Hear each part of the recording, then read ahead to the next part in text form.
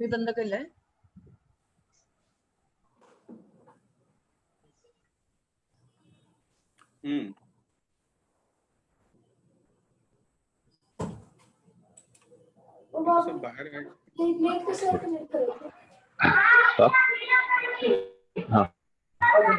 नमस्कार. लोकसंवाद वेबिनार मालिकेच्या आजच्या 10व्या दिवशी लाभलेले मान्यवर आणि झूम व फेसबुक लाईव्ह वरील सर्व सहभागी ऑनलाईन प्रेक्षकांचे लोकबिरादरी प्रकल्प हेमल कशाच्या वतीने शब्दसुमनाने मी स्वागत करतो. आदिवासी आणि दुर्गम भागातील शिक्षकांचे प्रश्न आणि मार्ग शोधणारे लोकसंवाद आजचं 10वं पुष्प.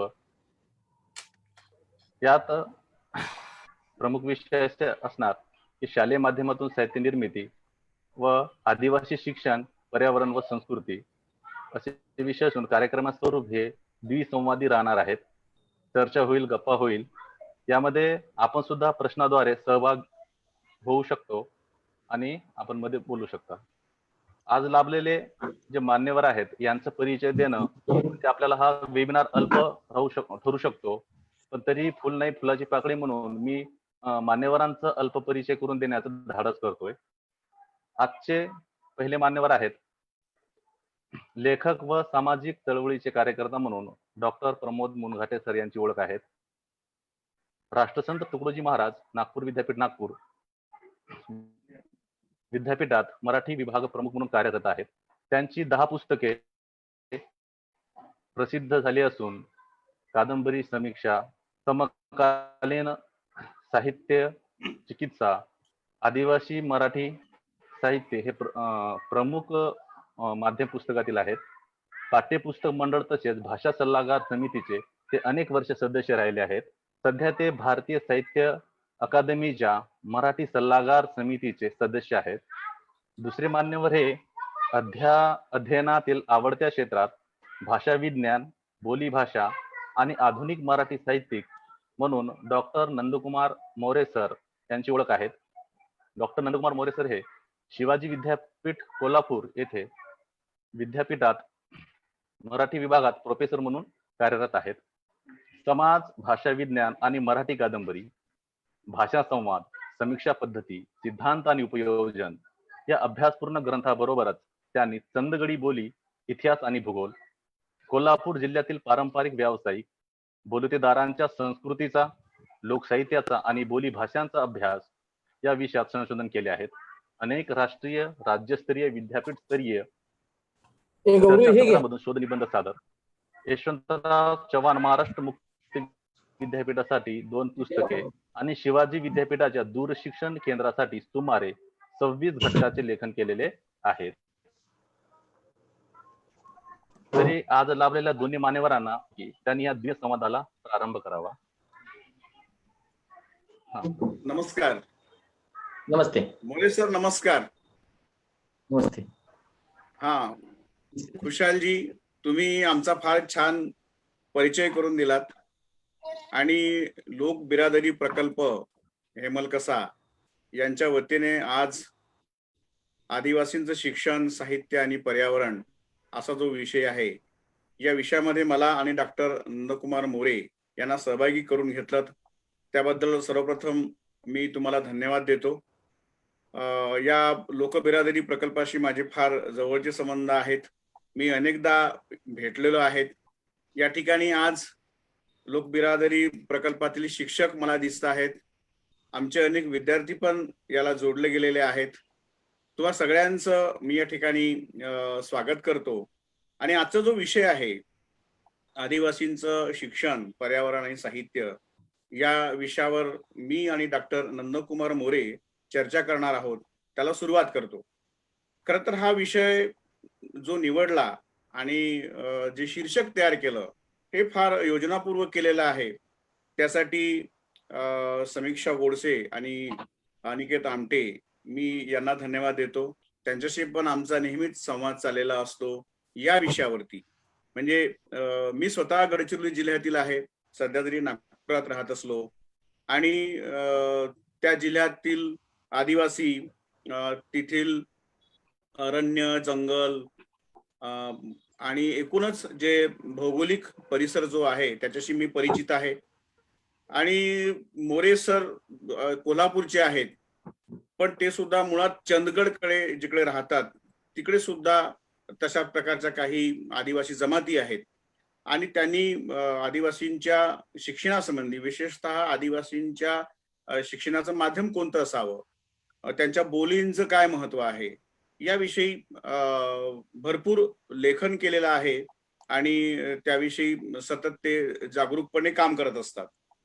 तर आता आपल्याला आदिवासी भागातल्या शिक्षकांच्या ज्या समस्या असतात वेगवेगळ्या पातळीवरती, भाषेच्या समस्या असतील, अध्यापनाच्या असतील, किंवा आपला हा देश बहुविविध अशा प्रकारचा आहे, अनेक धर्म, अनेक संस्कृती, अनेक भाषा, अशा वेळी शिक्षकांच्या समोर काही प्रश्न निर्माण होतात.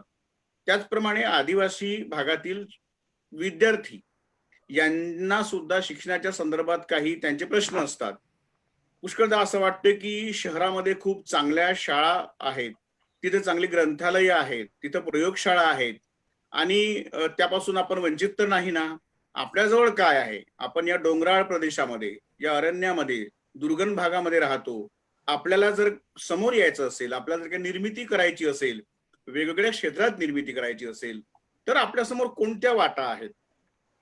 आणि या अनुषंगाने आदिवासींचं शिक्षण याचं सगळं प्रतिबिंब साहित्यात कसं आहे, आणि साहित्यातून आपल्याला हे प्रश्न कसे सोडवता येतील आदिवासी भागातील शिक्षकांचे आणि विद्यार्थ्यांचे. आणि पर्यावरणाचा एक अत्यंत महत्वाचा असा मुद्दा आहे. आज जगात सगळीकडे आपण मानवाच्या अस्तित्वावरच काही प्रश्न निर्माण झालेले आहेत आणि ते पर्यावरणाशी निगडीत आहेत. तर हा पर्यावरणाचा जो प्रश्न आहे वैश्विक पातळीवरती निर्माण झालेला, तो आपल्या या एकूण शिक्षण प्रक्रियेमध्ये, आपल्या शिक्षणामध्ये कसा जुळून घेता येईल मूलभूतपणे. आणि माझं स्वतःचं तर असं मत आहे की इतर कुणाही पेक्षा पर्यावरणाच्या दृष्टीने आदिवासी भागातील शिक्षक आणि विद्यार्थी अधिक जास्त जवळचे आहेत, ते अधिक चांगल्या पद्धतीने त्या क्षेत्रात काम करू शकतात. तर कसं करू शकतात त्याचा विचार आपण करायचा आहे. म्हणून मी सुरुवात करतो आदिवासी जीवनावर एक कादंबरी गोना मुनघाटे यांनी लिहिलेली. काल या ठिकाणी हेरंब कुलकर्णी येऊन गेले आणि त्यांनी त्यांच्या भाषणाच्या शेवटी त्या कादंबरीचा उल्लेख केला. तुम्ही सगळ्यांनी ते ऐकलं असेल. माझी काटरे मुंडरीची शाळा ही कादंबरी गोना मुनघाटे यांनी लिहिलेली आहे 2000च्या सुमारास. आणि नंतर ती साधना प्रकाशनाने प्रसिद्ध केली आणि त्याच्या भरपूर आवृत्त्या निघाल्या.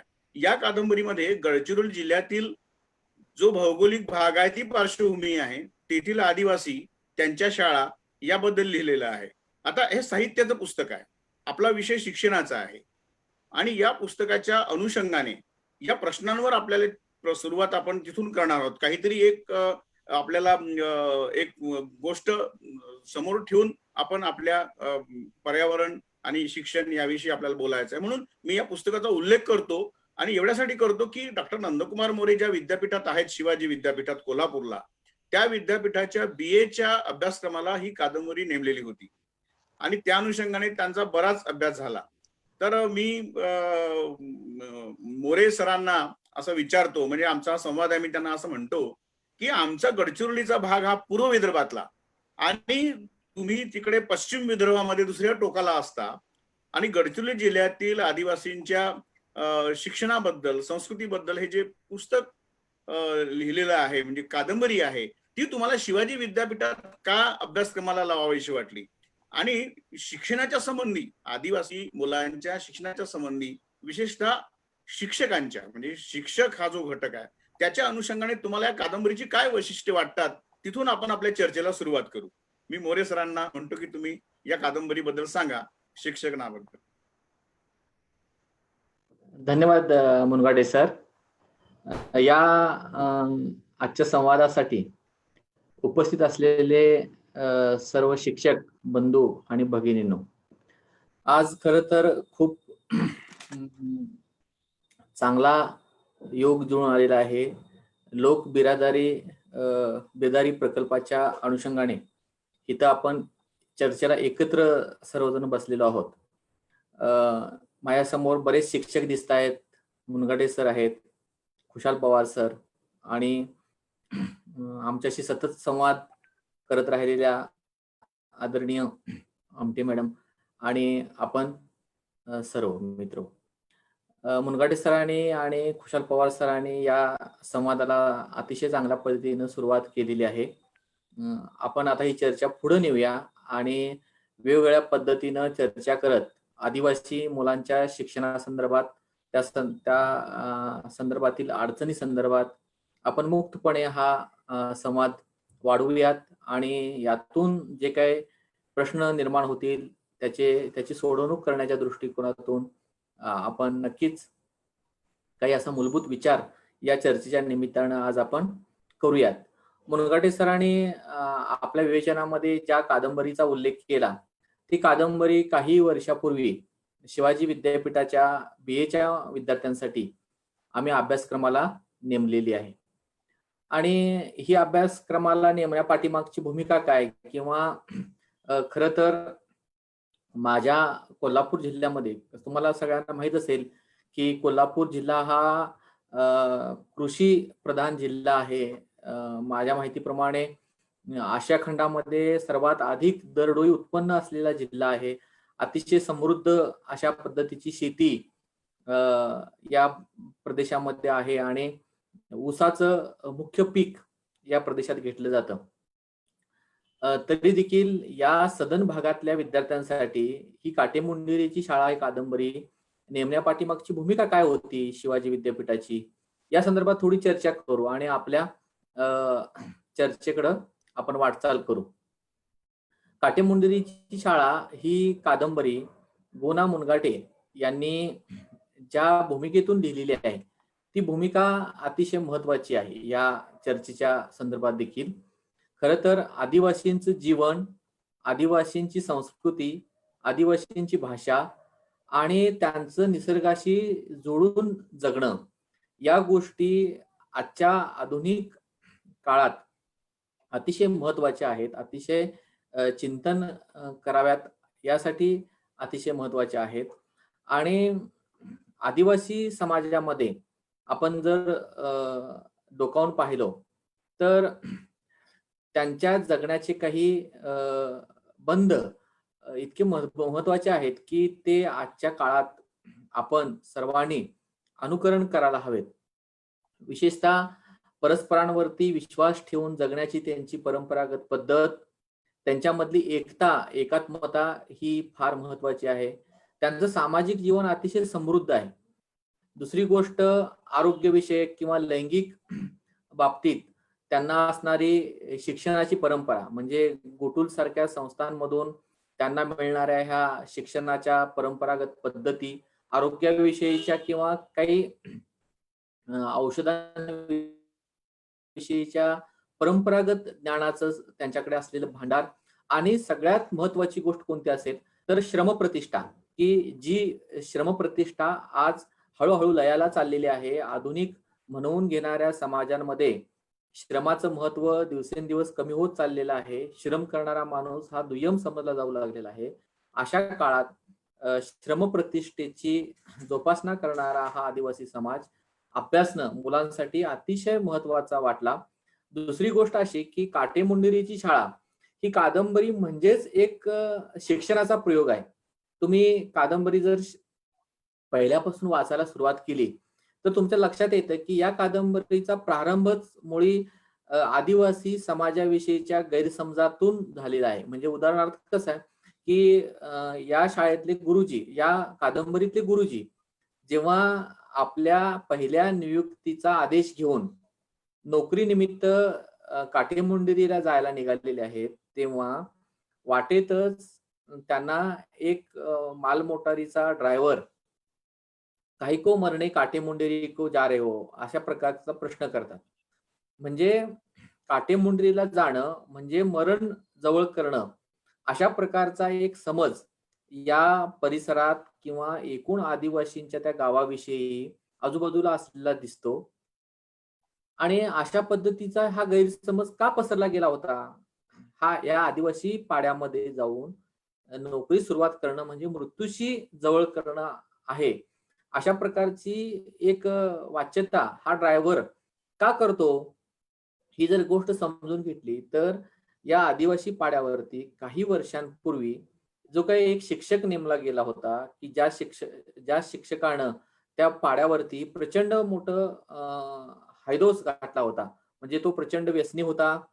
अनेक पद्धतीनं त्या पाड्यावरच्याच लोकांना तो नाहक त्रास देत होता.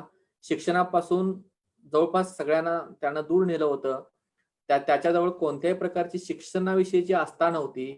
तो स्वतःला असं समजायचा, की मला शिक्षा म्हणून या पाड्यावरती शाळेत नियुक्ती दिलेली आहे आणि त्यातून त्याचा शेवट होतो आणि अशा भयग्रस्त वातावरणामध्ये या नव्या शिक्षकांची नेमणूक या पाड्यावरती होते आणि जेव्हा हे शिक्षक काटेमुंडीला जायला निघतात, तेव्हा ही पार्श्वभूमी घेऊनच जातात आणि त्यामुळे जातानाच असंख्य प्रश्न त्यांच्या समोर असतात.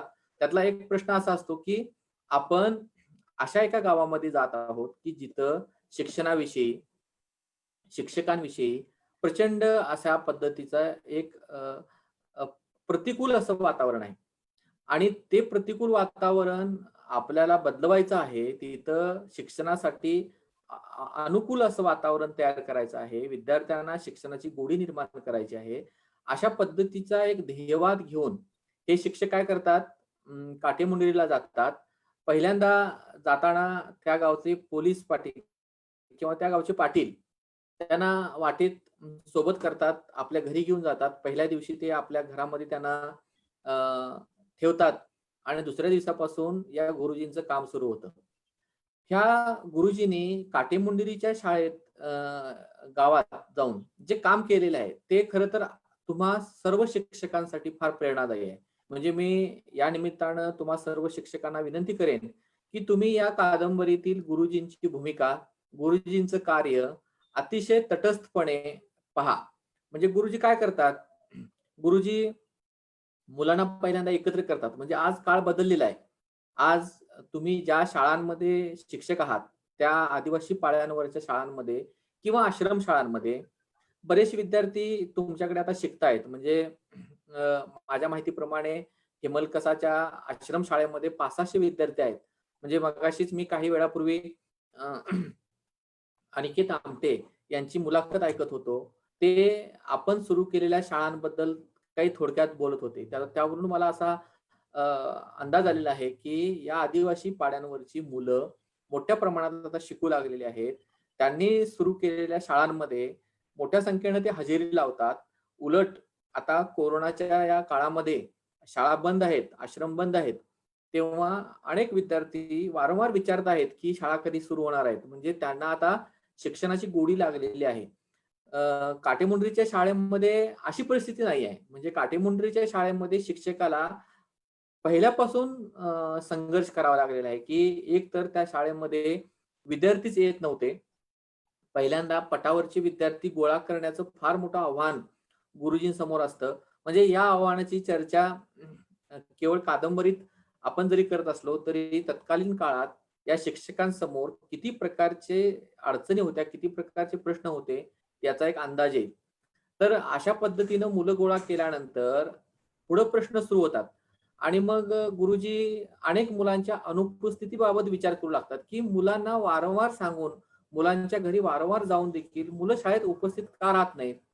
तेव्हा त्यांचे जे काही प्रश्न आहेत, हे प्रश्न या कादंबरीतल्या प्रश्नां या कादंबरीतले मूलभूत प्रश्न आहेत किंवा ते मानवी जीवनातले मूलभूत प्रश्न आहेत असं म्हटलं तरी चालेल, की जो आदिवासी समाज या भूमीवरचा मूल निवासी आहे, पहिला माणूस आहे, की ज्याचा अधिकार या पृथ्वीवरच्या पाण्या पाणी, जमीन, झाडं, झुडपं या सर्वांवरचा पहिला अधिकार ज्या समाजाचा आहे, असा समाज एका विशिष्ट संक्रमणाच्या काळात दूर फेकलेला आहे आणि तो अशा पद्धतीचं जीवन जगतो आहे, की ज्याच्याजवळ आज अंगावरती घालायला कपडे नाहीत, ज्याचं पोट कधीही पूर्ण भरत नाही. आजच्या जेवणाची भ्रांत सुटली, की पुन्हा उद्याच्या जेवणाचे प्रश्न त्यांच्या समोर उपस्थित असतात. जंगलाशी, पशुपक्ष्यांशी सतत संघर्ष करत ज्यांना जगावं लागतं. अतिशय साध्या-साध्या गोष्टींसाठी दलालांसमोर आपली एखादी वस्तू गहाण ठेवावी लागते. अशा पद्धतीचं मानहानिकारक, अतिशय अपमानकारक जीवन जगत हे लोक साध्या साध्या गोष्टी आपल्या पूर्ण करून घेत असतात. अशा पद्धतीच्या ह्या समाजामध्ये खरं तर प्रश्न जे समोर येत आहेत ते फार भीषण आहेत. म्हणजे गुरुजी जेव्हा मुलांच्या घरी जातात, तेव्हा एक विद्यार्थी सांगतो, की "गुरुजी मला घालायला कपडे नाही आहेत, म्हणून मी शाळेत येऊ शकत नाही." लक्षात घ्या, की आपल्या भारतीय शिक्षण व्यवस्थेमध्ये युनिफॉर्म सारखी एखादी गोष्ट असेल, बंदिस्त शाळांच्या बाबतीत कडक केलेले नियम असतील, की तुम्ही विशिष्ट युनिफॉर्ममध्ये शाळेला यायचं, विशिष्टच पद्धतीचे कपडे अंगावरती घालायचे. या सगळ्या जाचक नियमांमध्ये आदिवासी मुलं अतिशय भरडली जातात आणि त्यांना केवळ या शिक्षणबाह्य गोष्टींमुळे शिक्षणापासून दूर जावं लागतं. आणि हे सगळे प्रश्न ते काटीमुंडरीची शाळामधले गुरुजी अतिशय मनपूर्वकपणे समजून घेतात आणि त्या मुलांना ते सांगतात, की तुझ्याजवळ पूर्ण कपडे नसतील तरी तू शाळेत ये. म्हणजे तू पूर्ण कपडे घालूनच शाळेत आला पाहिजेस असा काही नियम नाही आहे. तर अशा पद्धतीच्या आशादायक गोष्टी त्या मुलांसमोर सांगत राहिल्यानंतर मुलांना हळूहळू गुरुजींविषयी एक प्रेम निर्माण होतं. त्या कादंबरीमध्ये एक विद्यार्थी, हुशार विद्यार्थी असा आहे, की ज्याला लहान भाऊ आहे आणि त्या लहान भावाला सांभाळण्यासाठी याची शाळा बंद करण्यात आलेली आहे. तेव्हा गुरुजी असा तोडगा काढतात, की तुझ्या लहान भावासह शाळेत ये. आपण त्या लहान भावाचं काय करायचं ते आपण शाळेत आल्यानंतर ठरवू. म्हणजे अशा पद्धतीनं पारंपरिक नियम जे शाळा ह्या व्यवस्थेत घातलेले आहेत, हे सगळे नियम बाजूला करत गुरुजी मुक्त शिक्षणाची व्यवस्था करतात. म्हणजे त्या विद्यार्थ्यांना भिंतीची कधी अ, भिंतीतल्या शाळेची फारशी सवय नसते. खरं तर ती मुलं डोंगर दऱ्यांमध्ये, झाडाझुडपांमध्ये, नदीकाठी, ओढ्याकाठी भटकत आपलं जीवन जगत असतात. त्यांचं खरं शिक्षण तिथं चाललेलं असतं. म्हणजे जंगलातल्या वनस्पती कोणत्या, जंगलातल्या वेली कोणत्या, कुठल्या झाडाला कोणत्या पद्धतीची फळं लागतात, कुठला प्राणी कधी कसा इकडे फिरत असतो किंवा कोणता एखादा साप चावल्यानंतर त्याच्यावरती औषध कुठल्या वनस्पतीपासून लावायचं किंवा अमुक वनस्पतीचा उपयोग काय, अमुक फळाचा उपयोग काय, अशा प्रकारचं जे काय त्याला मिळालेलं पारंपरिक ज्ञान आहे, हे ज्ञान त्या मुलांना मुबलक असतं आणि त्यामुळे त्यांचं मन हे अशा पद्धतीच्या वातावरणात रमत असतं. त्यांना बंदिस्त शाळा फारशी आवडत नसते.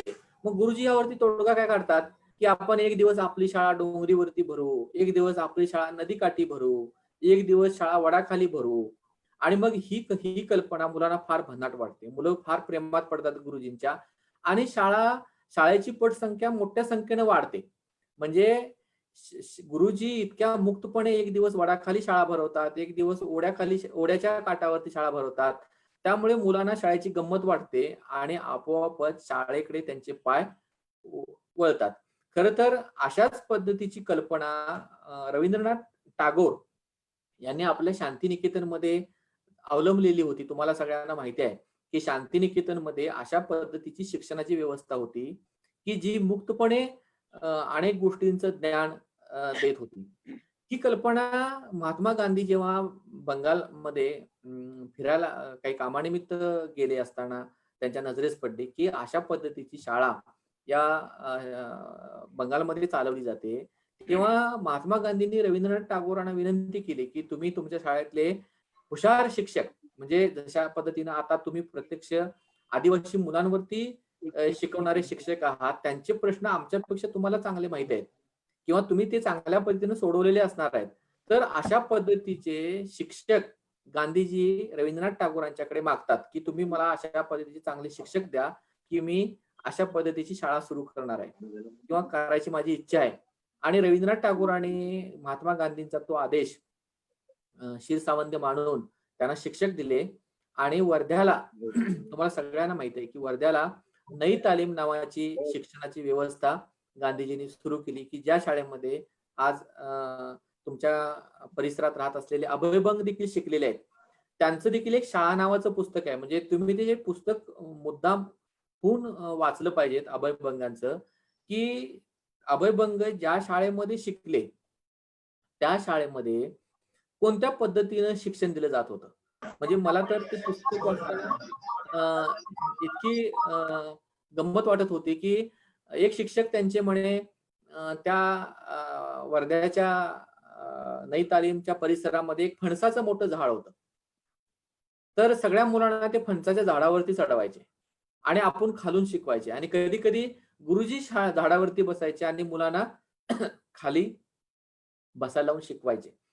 त्या शाळेमध्ये मुलांना शेण काढायला शिकवलं जायचं. म्हणजे गायींचं शेण कसं काढायचं, जमीन कशी सारवायची, परिसर कसा स्वच्छ ठेवायचा. आता हे शिक्षण आपल्या अभ्यासक्रमामध्ये नसतं. म्हणजे खरं तर जीवनासाठीचं महत्त्वाचं हे शिक्षण पारंपरिक जी अभ्यासक्रमाला नेमलेली पाठ्यपुस्तकं आहेत, या पुस्तकामध्ये तुम्हाला दिसणार नाही.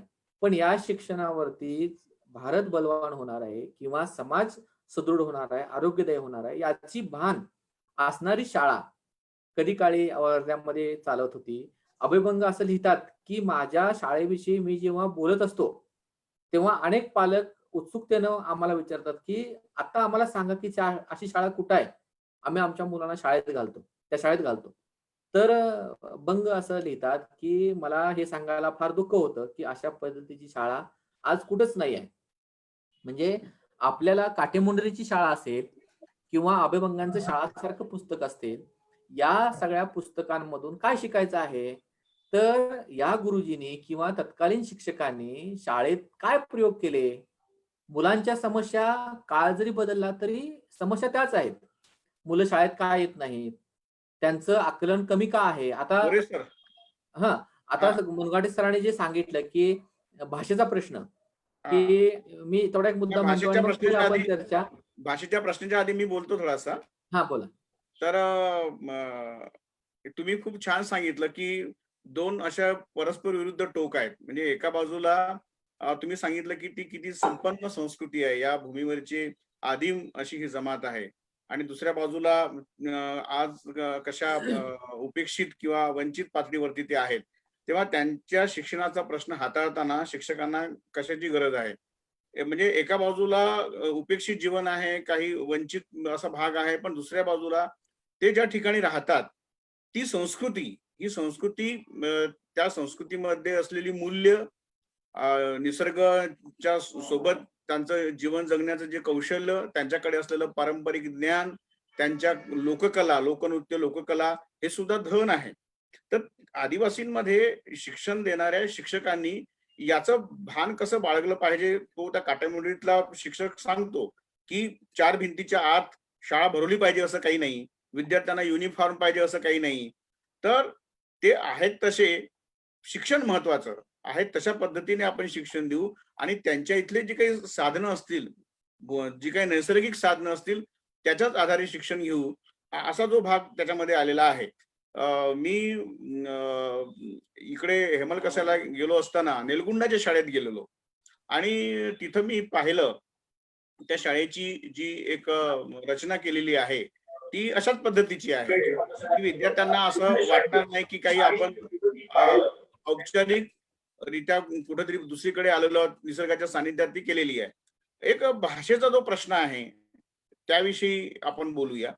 हां. मला असं सांगण्यात आलं की तिथं जी पहिलीपासूनची शाळा केलेली आहे ती इंग्रजी माध्यमातली आहे आणि आदिवासी भागात काम करणाऱ्या शिक्षकांच्या समोरचा हा फार महत्वाचा प्रश्न आहे, तो आपण आज चर्चा केला पाहिजे.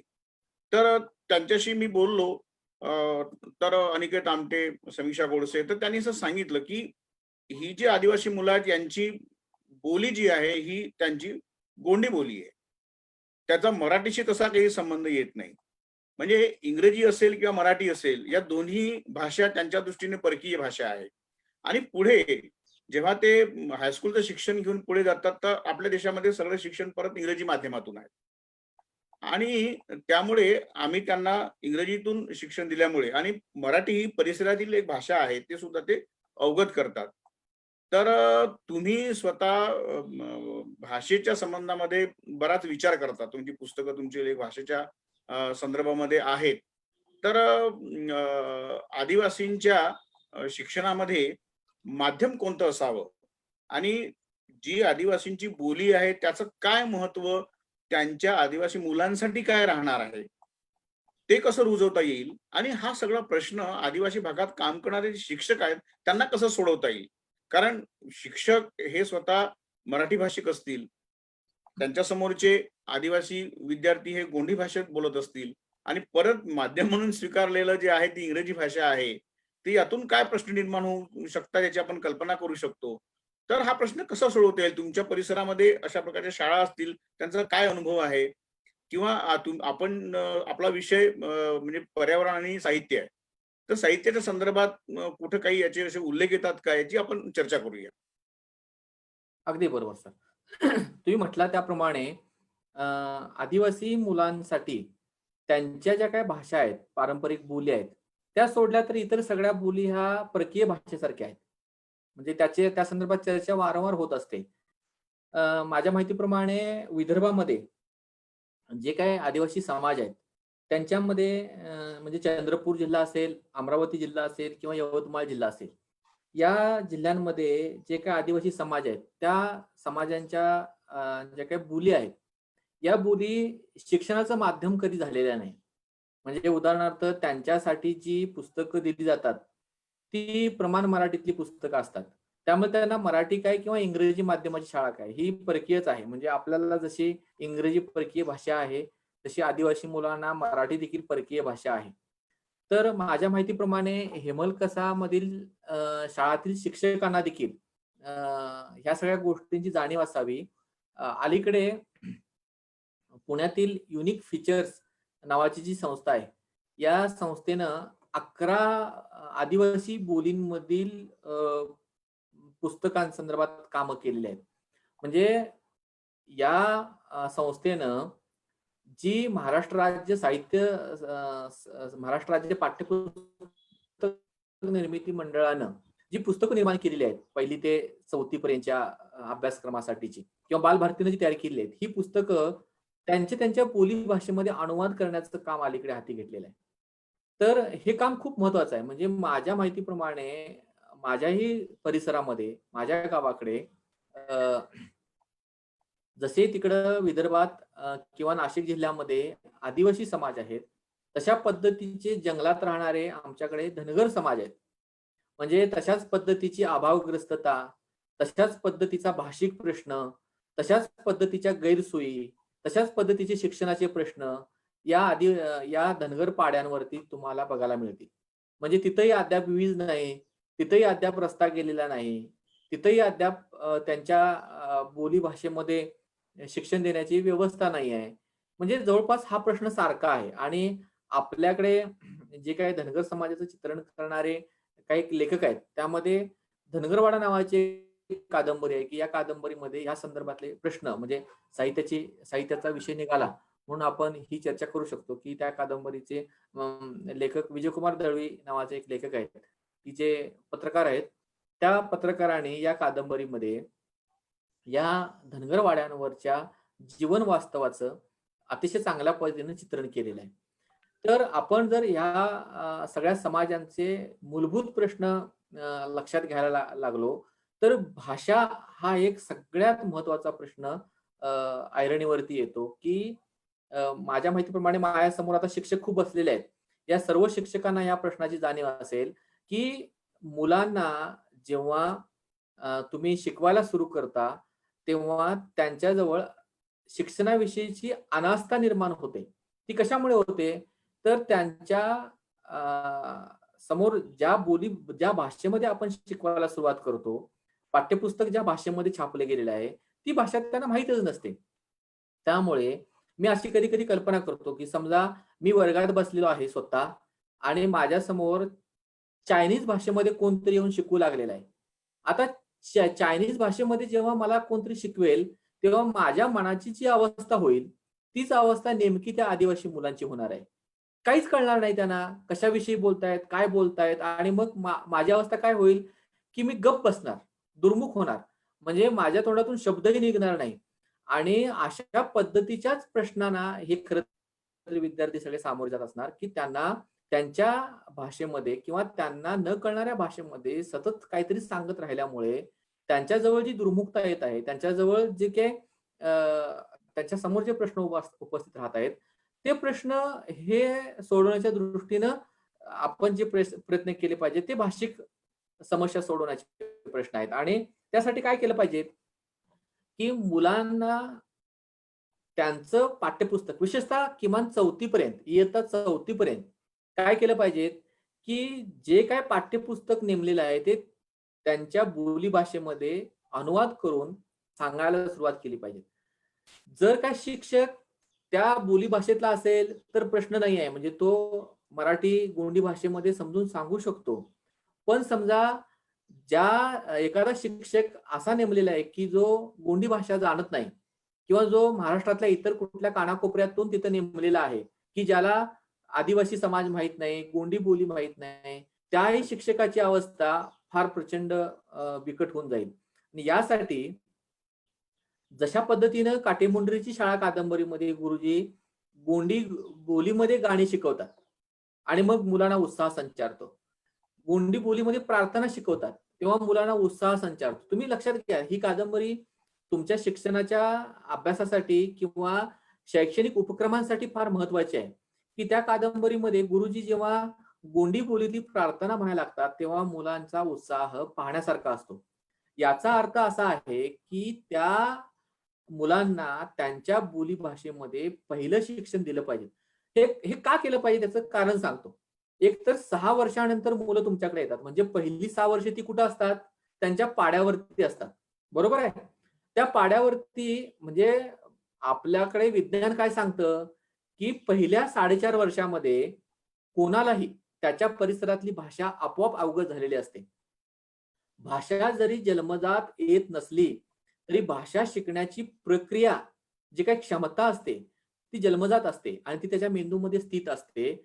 आणि सामाजिकरणाच्या प्रक्रियेमध्ये आपल्या परिसरातील भाषा मूल आपोआपच नैसर्गिकपणे शिकत राहतं आणि त्याच्या वयाच्या 4.5 वर्षापर्यंत, पहिल्या 4.5 वर्षापर्यंत आपल्या परिसरातली बोली भाषा ते शिकून घेतलेलं असतं.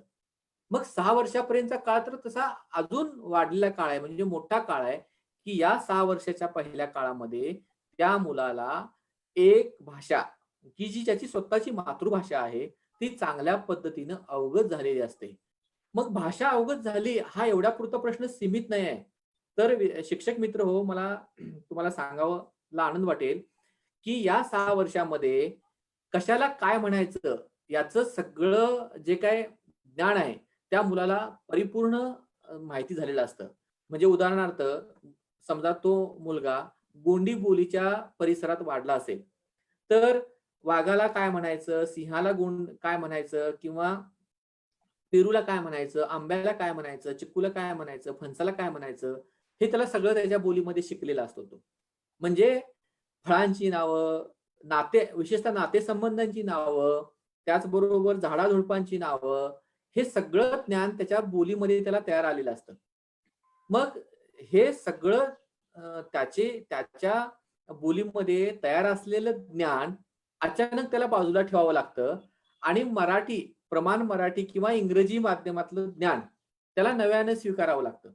आणि मग त्या पहिल्या प्रारंभीच्या दिवसामध्ये डायरेक्ट एक नवी भाषा त्याच्या माथी मारल्यानंतर, म्हणजे तीच गोष्ट शिकण्यासाठी, म्हणजे अमुक फळाला आंबा म्हणायचं, अमुक फळाला फणस म्हणायचं, अमुक फळ म्हणजे सफरचंद, हे शिकण्यासाठी त्याला प्रचंड मानसिक दबावाखाली यावं लागतं.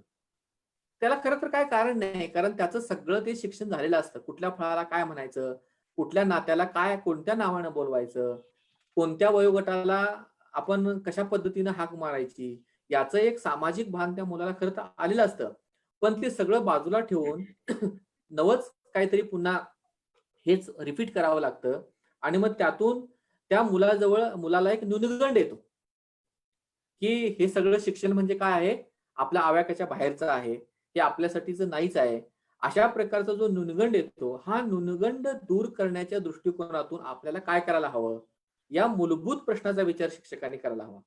आणि मग मोरे हा सर, प्रश्न जर सुटला तर भाषिक प्रश्न सुटायला सुरुवात होतात आणि मग आपण आपल्या शिक्षणाचा प्रवाह त्यांच्यापर्यंत नेऊन पोहोचवू शकतो. मोरे हा सर, मुलगा. अतिशय छान पद्धतीने तुम्ही भाषेचा मुद्दा मांडला आहे. हा इतका मूलभूत मुद्दा आहे. पुष्कळांना असं वाटतं, की भाषेचं माध्यम काय? हा काही फारसा महत्त्वाचा मुद्दा नाहीये. पण माझ्या मते हा अतिशय महत्त्वाचा मुद्दा आहे. पहिल्यांदा एक गोष्ट तर लक्षात घेतली पाहिजे, की कोणताही समाज असो, त्याच्या मातृभाषेमध्ये जर शिक्षण असेल, त्याला त्याची मातृभाषा पुरेपूर अवगत असेल, तरच तो इतर अनेक जगातल्या भाषा शिकू शकतो, अनेक जगातलं इतर ज्ञान मिळवू शकतो. त्यामुळे आदिवासी भागातील शिक्षकांनी प्रथम ही गोष्ट लक्षात घेतली पाहिजे, की त्यांची जी काही बोली आहे, त्या बोलीकडे दुर्लक्ष करून चालणार नाही. कारण बोली किंवा भाषा हा एक संस्कृतीचा भाग असतो. त्याच्या पलीकडे काही नसतं. म्हणजे अनेक आपल्या डोळ्याला ज्या गोष्टी दिसतात, तर शाळा हा जो शब्द आहे, शाळा हा शब्द नुसता काही शब्दकोशातला शब्द नाही. तर शाळा म्हणजे नुसत्या भिंती आणि त्याच्यावरती छप्पर नाही. तर त्याच्यामध्ये शिक्षक असतात, विद्यार्थी असतात आणि त्यांचं एकूण शिक्षण असतं. तर त्या पद्धतीने आदिवासींची जी संस्कृती आहे, त्या संस्कृतीची जी काही वैशिष्ट्ये आहेत, ती वैशिष्ट्ये त्यांच्याच बोलीत आहेत. आणि त्याच्यामुळे आपण संपूर्ण त्यांचं सांस्कृतिक जीवन संचित आपण बाजूला करून, आपण त्यांना मराठी आणि इंग्रजी या माध्यमातून जर जग समजावून देण्याचा प्रयत्न केला, म्हणजे मोरे सरांनी फार छान सांगितलं, की भाषा कशासाठी असते? तर आपला सभोवताल समजून घेण्यासाठी. आपण आपल्या जगत असताना आपल्याला समोर जे काही जग दिसतं, जे काही वास्तव दिसतं, ज्या काही घटना घडतात, त्याचं आकलन आपल्याला फक्त भाषेच्याच माध्यमातून होतं. आणि तो 6 वर्षापर्यंत जर तो त्याची बोलीच त्याला माहिती असेल, त्या बोलीतून त्यांनी सगळ्या वस्तूंची, नातेसंबंधांची नावं त्याला माहीत असतील आणि अचानक आपण त्याला त्यातून तोडून टाकलं, तर तो पुढचा भाषेचा टप्पा पूर्ण करणार नाही. त्यामुळे संस्कृती ही जी गोष्ट आहे, ही फार महत्त्वाची अशी गोष्ट आहे. आणि मला मला तुम्हाला सांगायचं आहे सर, हां. की आदिवासी मुलांच्या शिक्षणासंदर्भात आता आपण चर्चा करतो आहोत. तर तुम्ही हा मुद्दा विस्तारित करा, की आदिवासींचं समाज जीवन आणि त्यांची संस्कृती ही शिक्षकांनी मुळापासून समजून घ्यायला हवी. म्हणजे जर शिक्षक त्याच समाजातला असेल तर प्रश्न नाही आहे. पण माझ्यासारखा शिक्षक जर तिथं नेमला असेल, तर त्यानं आदिवासी समाज जीवन आणि आदिवासींची संस्कृती ही मुळापासून समजून घेतली पाहिजेत आणि त्या संदर्भात त्या शिक्षकांनी काय करायला हवं किंवा त्यांची संस्कृती काय आहे, याविषयी तुम्ही विस्ताराने थोडंसं चर्चा करा. हां, बरोबर आहे. आपला जो विषय साहित्य, शिक्षण आणि पर्यावरण आहेत, त्या एकमेकात गुंतलेल्या या गोष्टी आहेत. तर संस्कृती ही या सगळ्या भागांमध्ये येते. म्हणजे पर्यावरणाकडे अजून आपण वळलो नाही, त्याची चर्चा केली नाही.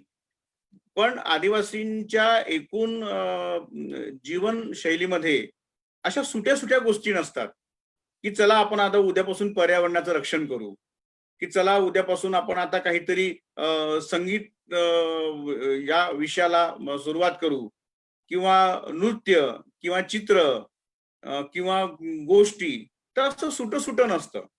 या सगळ्या गोष्टी ज्या आहेत, कलेच्या गोष्टी म्हणजे चित्र असेल, शिल्प असतील किंवा संगीत असेल, नृत्य असेल, त्या त्यांच्या जीवनाचा एक भाग आहे. म्हणजे आपण नागर समाजामध्ये नाटक करतो, तर नाटक करणारे काही लोक असतात आणि त्याच्यासमोर काही प्रेक्षक असतात. पण तुम्ही जर आदिवासींमध्ये जाल, तर नृत्य करणारे सगळे मिळून सामूहिकरित्या नृत्य करतात. म्हणजे समूह निष्ठा, समूह जीवन हे त्या आदिवासींच्या संस्कृतीचं एक पहिलं वैशिष्ट्य आपल्याला दिसतं. त्यानंतर आपण पाहतो, की त्यांच्या जीवनशैलीमध्ये निसर्गाला फार महत्व आहे. म्हणजे त्यांच्या ज्या धर्मसंकल्पना आहेत किंवा देवाच्या संकल्पना आहेत, ह्या अशा वेगळ्या नाहीत.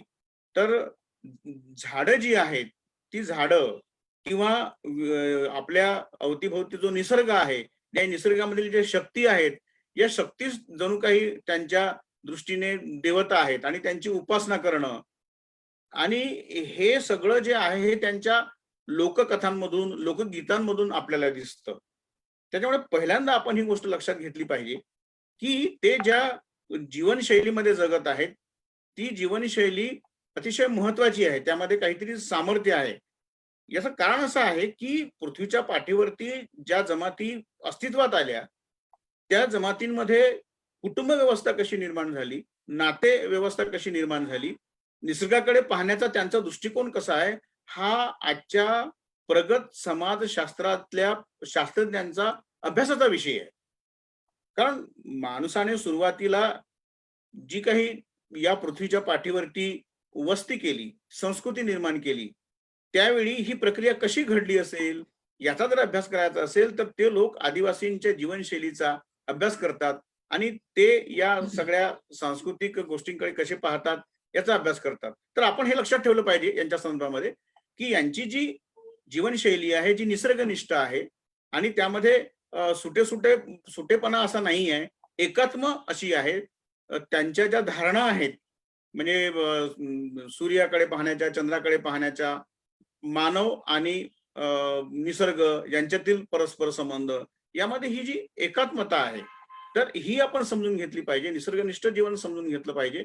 आणि मला असं वाटतं की मोठ्या प्रमाणावर ज्याला आपण पोटेन्शियल्स म्हणतो, सामर्थ्य, ही या संस्कृतीमध्ये आहे. उदाहरणार्थ तुम्ही मगाशी बोलताना सांगितलं की गोटूल ही एक संस्था की तरुण मुलांना त्यांचं एक भावविश्व जे आहे किंवा शारीरिक भावना ज्या आहेत त्या मुक्त करण्याची जी एक संधी असते ही गोटूल मधून मिळते. त्यांना जीवनाचं शिक्षण मिळतं प्रत्यक्ष.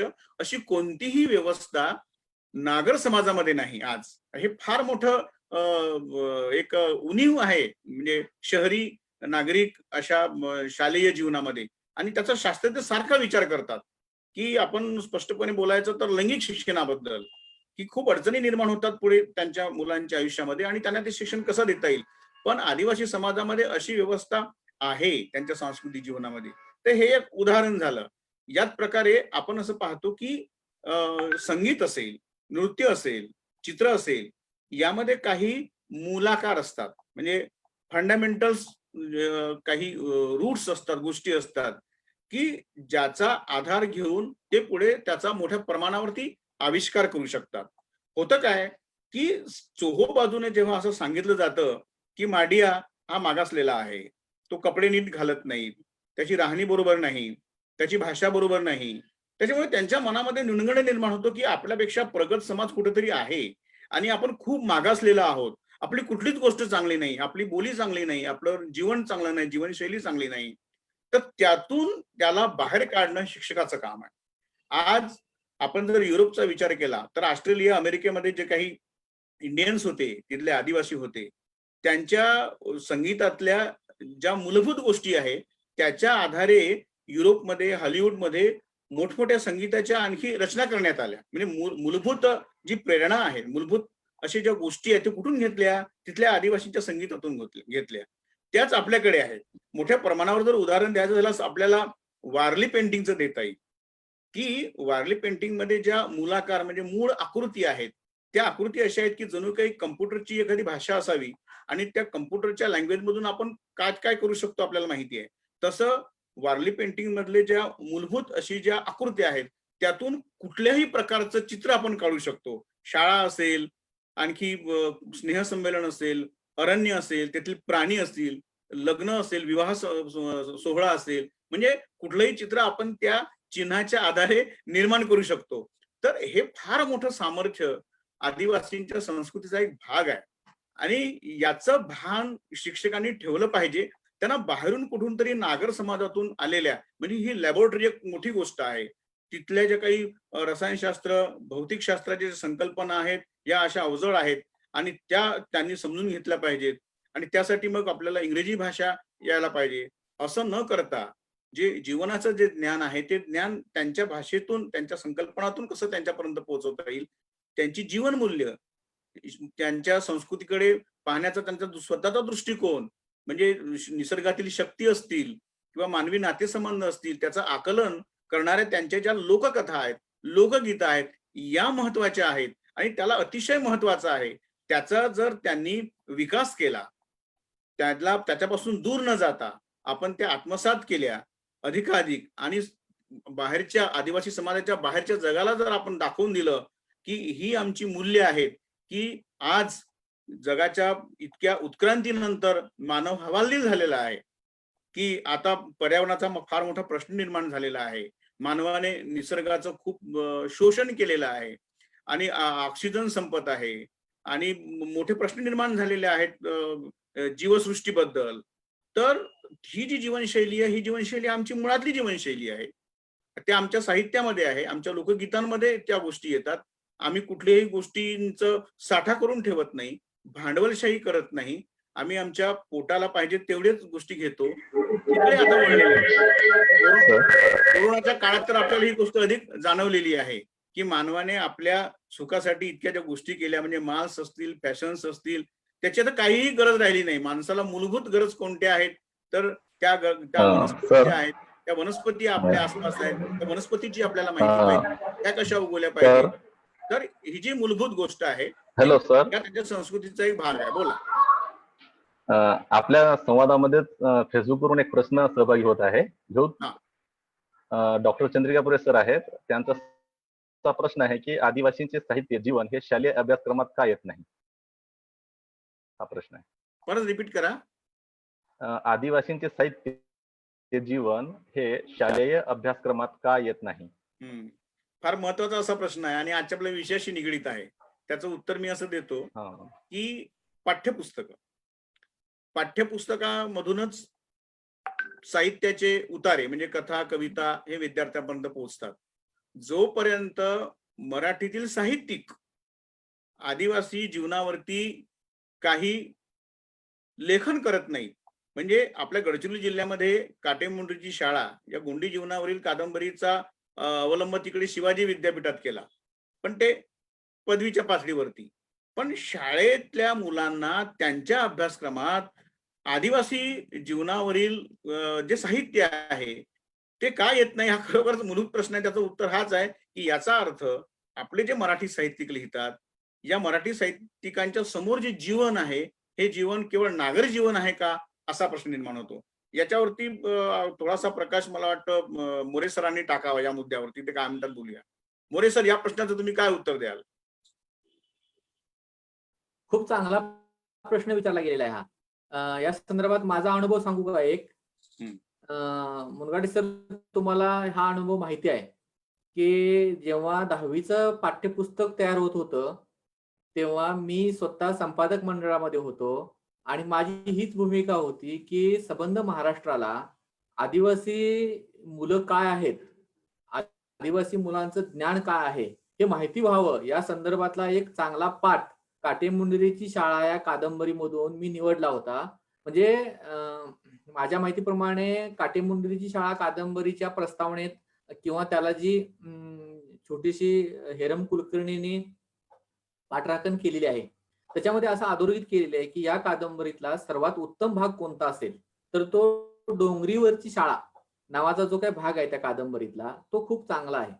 आणि चांगला म्हणजे कोणत्या अर्थानं की त्या भागामध्ये आदिवासी मुलांमधल्या क्षमता अधोरेखित होतात आणि ह्या क्षमता खर तर नागर समाज जीवनातल्या लोकांना कळल्या पाहिजेत की आदिवासी म्हणजे मुनघाटे सरांनी अतिशय मूलभूत प्रश्नांना हात घातलेला आहे आताच्या चर्चेत. म्हणजे आपली चर्चा आता योग्य दिशेने चाललेली आहे की मुनघाटे सर असं म्हणाले की आदिवासी मुलांमध्ये न्यूनगंड तयार होतात की तुमची भाषा मागास आहे, तुमचं राहणीमान मागास आहे.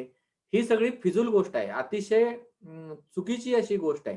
म्हणजे शिक्षकांनी मुळात आदिवासी मुलांना हे समजून सांगितलं पाहिजे की तुमचं राहणीमान, तुमचं जगणं हे निसर्गाशी बांधून चाललेलं आहे. म्हणजे तुम्ही निसर्गाशी काय आहात, जोडले गेलेले असे घटक आहात आणि तुमच्या सह जो काही निसर्ग आणि एकूण पर्यावरणाचा भाग आहे तो समृद्ध करण्याच्या दृष्टिकोनातून तुमचं जगणं हे खूप नैसर्गिक आहे. उलट नागर समाजातले लोक निसर्गाशी फटकून वागतात, पर्यावरणाची हानी करतात, नको नको त्या गोष्टी खातात, प्लास्टिकच्या वस्तू टाकतात इकडं तिकडं. पर्यावरणाचे जे काही मूलभूत प्रश्न तयार केलेले आहेत हे आधुनिक समजल्या जाणाऱ्या शहरी लोकांनी तयार केलेले आहेत, आदिवासी मुलांनी तयार केलेले नाही आहेत. तर मला हेच सांगायचं होतं की अशा पद्धतीचं मूलभूत ज्ञान असलेला समाज, त्या समाजातली मुलं कशा पद्धतीनं जगाकडे बघतात, जीवनाकडे बघतात हे सांगणारा काटेमुंडरीची शाळामधला डोंगरीवरची शाळा हा पाठ मी स्वतः अभ्यासक्रमाला नेमत होतो. आणि हा नेमत असताना अभ्यास मंडळातल्या सदस्यांमध्ये अशा पद्धतीचं राजकारण चालतं. लक्षात घ्या की मला शिक्षकांसमोर सांगताना याची खूप म्हणजे लाजही वाटते, वाईटही वाटतं की पाठ्यपुस्तकामधले अनेक पाठ राजकारणातून नेमले जातात. म्हणजे माझं अमुक लोकांशी नातेसंबंध आहे म्हणून किंवा माझा हा लेखक मित्र आहे म्हणून त्याच्या अमुक अमुक पुस्तकातला अमुक अमुक पाठ अभ्यासक्रमामध्ये नेमायचा. अशा पद्धतीचं हीन राजकारण चाललेलं असतं आणि त्यातून पाठ्यपुस्तकांची आणि विद्यार्थ्यांची मोठ्या प्रमाणात हानी होते. लक्षात घ्या की काटेमुंडरीची शाळामधला जो काही डोंगरीवरची शाळा नावाचा पाठ आहे, त्याचा मी थोडक्यात काय आहे त्याच्यामध्ये सांगतो. म्हणजे माझा आग्रह का होता आणि आता जो प्रश्न आलेला आहे फेसबुकवरून, या प्रश्नाचं मूलभूत असं चिंतन आपण त्या निमित्तानं करू, की काय होतं की गुरुजीला एक दिवस शाळेची मुलं काय म्हणतात, की "गुरुजी, तुम्ही तर म्हणले होते की आपली शाळा एक दिवस डोंगरीवरती भरू. तुम्ही तर आमची शाळा डोंगरीवरती नेतच नाही." अशा प्रकारचा प्रश्न शाळेत कोण करतं? विद्यार्थी करतात. तेव्हा गुरुजी म्हणतात, की "ठीक आहे, आपली शाळा आता डोंगरीवरती नेऊ." एक दिवस सहलीचा बेत आखला जातो. रविवारचा दिवस असतो आणि गुरुजी खूप तयारीनं त्या शाळेची तयारी करतात आणि जशी सहल ही डोंगरावरती जाते, तेव्हा गुरुजींच्या लक्षात येतं, की आपली मुलं फार हुशार आहेत. त्यांना पक्षी ओळखता येतात, त्यांना प्राणी ओळखता येतात, त्यांना वेगवेगळ्या वनस्पतींची माहिती आहे. तिथं गुरुजींना एक खाज खुजली लागते अंगाला आणि प्रचंड खाज सुटते. तेव्हा पळत जाऊन एक विद्यार्थी पळसाच्या झाडाची साल घेऊन येतो आणि ती गुरुजींच्या अंगाला घासतो आणि जादू झाल्यासारखी गुरुजींच्या अंगाची खाज नाहीशी होते. तुम्ही लक्षात घ्या, हीच गोष्ट शहरी मुलाला कळली असती का? शहरी मुलगा डॉक्टरकडे पळा, औषधं आणा, अशा गोष्टीतच दिवस घालवला असता. लक्षात घ्या, की अशा पद्धतीचं धाडस, अशा पद्धतीचा निर्णय घेण्याची क्षमता आणि त्यांच्या जवळ असणारं पारंपरिक ज्ञान गुरुजींना त्या दिवशी काय होतं? लक्षात येतं, की आपली मुलं फार हुशार आहेत, फार चाणाक्ष आहेत, बुद्धिमान आहेत. त्यांच्याजवळ अनेक प्रकारचं ज्ञान आहे आणि उलटं म्हणजे गुरुजी मुलांना शिकवायचं बाजूलाच राहतं आणि मुलंच गुरुजींना काय शिकवतात. पक्षी कसा धरायचा आणि मग ही संधी साधून गुरुजी काय करतात, त्यांना काही ज्ञानाच्या गोष्टी देतात. त्या कोणत्या आहेत? त्या पर्यावरणाच्या पूरक आहेत. म्हणजे आता मुनघाटे सरांनी ज्या गोष्टीचं सुतोवाच केलं, की जरी आदिवासी समाज निसर्गाशी जोडून राहत असला, तरी पोटासाठी तो पशु, पक्षी मारत असतो, शिकारी करत असतो. विशेषतः त्या कादंबरीमध्ये मोराच्या शिकारीचा एक उल्लेख येतो, की मोराची गुरुजी विचारतात, की तुमच्यापैकी कोणी मोराला कधी मारलंय का? तर सगळी मुलं गप्प बसतात. कारण त्यांना माहीत असतं, की आपल्या घरी मोर मारत असतात आणि मग आपण ही जर गोष्ट गुरुजींना सांगितली, तर गुरुजी आपल्याला ओरडतील. आणि मग त्या दिवशी गुरुजी संधी साधून विद्यार्थ्यांना सांगतात, की "मुलांनो, जसं तुमचं आमचं जीवन आहे, तसंच या पशु-पक्ष्यांचं देखील जीवन आहे. त्यांचं देखील एक कुटुंब आहे. त्यांना देखील एक समाज आहे आणि ते जगले या पृथ्वीतलावरती कीटक, पशु-पक्षी, प्राणी आपण सर्वजण एका काय म्हणू आपण, एका व्यवस्थेचेच भाग आहोत. एक साखळी आहे. ह्या जगण्याची एक साखळी आहे ही. प्रदीर्घ मोठी साखळी आहे. या साखळीतला एक जरी घटक निखळून पडला, तरी साखळी तुटते आणि ही तुटणं माणसाच्या अस्तित्वासाठीची फार मोठी हानी आहे. आणि म्हणून शास्त्रज्ञ असं सांगतात, की या पृथ्वीतलावरची जरी मधमाशी संपली, तरी त्यानंतर 20 वर्षांनी माणसाचं जीवन संपेल. हे कशासाठी सांगतात? तर आपण निसर्गावर अवलंबून आहोत. म्हणून या पृथ्वीतलावरचे जे काही पशुपक्षी आहेत, त्यांचा देखील सांभाळ करणं आपली नैतिक जबाबदारी आहे. आता मुलांना हे नवं शिक्षण गुरुजी हे नवा नवा डोळा देतात, फक्त त्यांना नवं ज्ञान देतात, की बाबा तुम्ही पशुपक्ष्यांना विनाकारण मारू नका. कारण ते जगले तर आपण जगणार आहोत. तर अशा पद्धतीचं एक मूलभूत ज्ञान देणारा एक पाठ अभ्यासक्रमाला नेमला जात असताना त्यामध्ये राजकारण झालं आणि तो पाठ मागे पडला. लक्षात घ्या शिक्षक मित्रांनो, की अशा पद्धतीनं पाठ नेमले जातात आणि काढले जातात. म्हणून माझी तुम्हाला एक विनंती राहील, की अभ्यासक्रमाला नेमलेले पाठ हे फक्त एक काय म्हणू आपण, एक सूचक असे पाठ असतात. त्या व्यतिरिक्त मुनघाटे सर सांगतायत, की त्या व्यतिरिक्त असंख्य लेखकांनी लिहिलेलं जे साहित्य आहे, ते मुळापासून शिक्षकांनी वाचणं अतिशय आवश्यक आहे. ते जर त्यांनी वाचलं, तर नक्कीच त्यांना नव्या-नव्या गोष्टी या मुलांसाठी देता येतील. मुनघाटे सर. Okay sir. याच्या पुढे जातो मी. म्हणजे अभ्यासक्रमासाठी एक पुस्तक असतं हातामध्ये आणि त्यातीलच भाग आपण मुलांना शिकवला पाहिजे.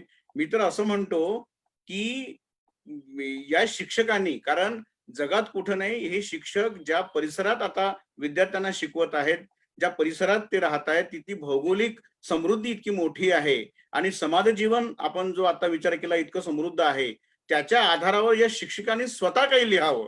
म्हणजे काटेमुंडीचा जर आदर्श घ्यायचा असेल तर प्रत्येक शिक्षकांनी एकेका विद्यार्थ्याच्या अनुषंगाने एकेका ठिकाणाच्या जर संदर्भात त्यांनी काही निर्मिती केली तर ती एक मोठी निर्मिती होऊ शकते. त्याच्याही पलीकडे जाऊन सांगतो की त्या मुलांना प्रवृत्त केलं पाहिजे शिक्षकांनी.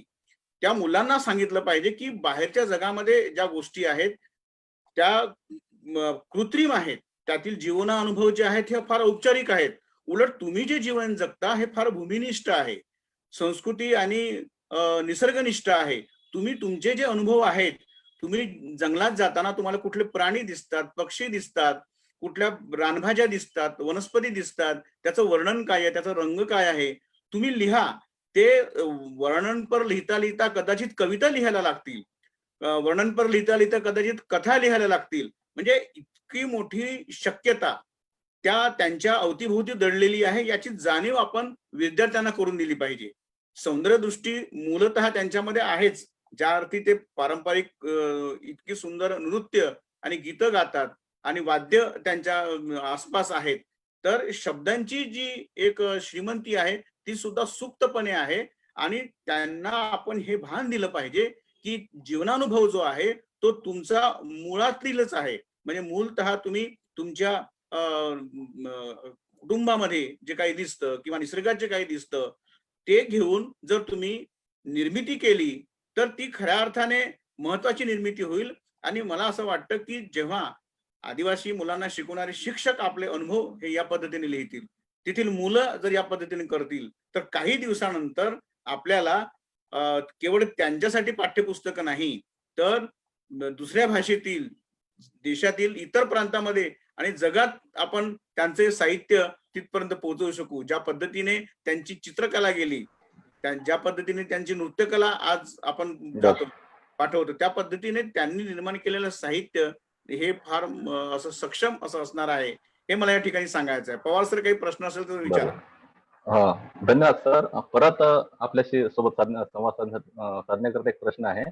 प्राध्यापिका मोक्षदाताई मनोहर हे आपल्याशी संवाद साधणार प्रश्नाद्वारे. मोक्षदाताई. नमस्कार सर. नमस्कार. नमस्कार, बोला. सर, एक विचारायचं होतं की महाविद्यालयीन आदिवासी शिक्षणाबद्दल भाष्य करणारं फारसं साहित्य नाही का? म्हणजे उदाहरणार्थ ग्रामीण साहित्यामध्ये बघा तुम्ही पदवी घेणारा, पदव्युत्तर शिक्षण घेणाऱ्या व्यक्तीविषयी अनेक कथा आलेल्या आहेत, त्याच्याविषयी कादंबऱ्या आलेल्या आहेत. परंतु आदिवासी लहान मुलांच्या शिक्षणाबद्दल बोललं जातं, पण आदिवासी जो एखादा विद्यार्थी पदवी घेतोय, पदव्युत्तर शिक्षण घेतोय, त्याच्या काही समस्या आहे का किंवा त्याला कसं गुंतवून ठेवता येईल, या संदर्भात काही साहित्य आलेलं आहे का मराठी साहित्यामध्ये? हा, या प्रश्नाचं उत्तर देण्याआधी एक धोरणात्मक गोष्ट अशी सांगतो की जी माझ्या दृष्टीने चुकीची आहे. आपल्याकडे काय होत आहे की सपाटीकरण करतो आहे. म्हणजे उच्च शिक्षणाच्या पातळीवरती समजा विद्यापीठ अनुदान आयोग आहे किंवा अशा प्रकारची राष्ट्रीय पातळीवरची संस्था आहे, तर सतत त्यांचा काय प्रयोग सुरू असतो की सगळ्या देशामध्ये एकाच प्रकारचा अभ्यासक्रम असावा, एकाच प्रकारची परीक्षा पद्धती असावी. म्हणजे आपल्याकडे समजा पूर्वी सेमिस्टर पद्धती नव्हती, तर आता सेमिस्टर पद्धती सगळीकडे लागू केली पाहिजे. तर हे चुकीचं आहे. आपण त्या ठिकाणची भौगोलिक परिस्थिती, तिथलं लोकजीवन, तिथलं समाज जीवन, त्यांच्या समस्या या जाणून घेऊन आपण तिथलं जे शिक्षण आहे त्या शिक्षणाची रचना केली पाहिजे. म्हणजे अभ्यासक्रम कसा असावा तर तो ज्या भागातल्या मुलांसाठी आपण ते शिकवणार आहोत. म्हणजे याचा अर्थ असा नाही की गणित असेल तर ते गडचिरोलीच्या आदिवासींसाठी वेगळं आणि कोल्हापूरच्या शहरातल्या मुलांसाठी वेगळं असं असणार नाही. गणित आणि विज्ञानातील जे समीकरण आहेत हे तर सगळीकडे वैश्विकच असणार आहेत, तो प्रश्न नाहीये. परंतु जिथं आपल्याला साहित्याचा भाग येतो, तुमचा प्रश्न साहित्यावरती आहे की साहित्यातून संवेदनशीलता, भावनात्मकता, सौंदर्यदृष्टी या गोष्टींची जोपासना, या गोष्टींचा संस्कार आपण मुलावर करत असतो. आणि उच्च शिक्षणाच्या पातळीवरती मग आपल्याला अशा प्रकारचं साहित्य कसं निर्माण करता येईल, ते का नाही, हा तुमचा प्रश्न आहे. तर त्याला उत्तर हेच आहे की आपल्याकडे ही जी म्हणजे जबाबदारी आहे ही विद्यापीठांची जबाबदारी आहे. कारण आपल्याला उच्च शिक्षण विद्यापीठावर दिलेलं आहे आणि आदिवासी भागामध्ये जे विद्यापीठ आहे तिथं काम करणारे प्राध्यापक त्यांची जबाबदारी आहे की पुणे विद्यापीठामध्ये किंवा मुंबई विद्यापीठामध्ये त्यांच्या पुस्तकात जे पाठ लावलेले आहेत मग तेच आपण इकडे आपल्या अभ्यासक्रमात रिपीट करायचे, हे अत्यंत चुकीचं आहे. त्यांना हे कळायला पाहिजे की आपल्याला ही संधी आहे की आपण ज्या परिसरामध्ये शिकवतो, ज्या भौगोलिक भागामध्ये आपण राहतो, तिथल्या लोकांची सौंदर्यदृष्टी काय आहे, तिथल्या लोकांचं सामाजिक जीवन काय आहे, आणि त्याला अनुलक्षून अशा प्रकारचं साहित्य कुठं असेल ते निर्माण करायचं. तुमच्या प्रश्नामध्ये असंही एक आलंय की मग हे कोणतं साहित्य आहे.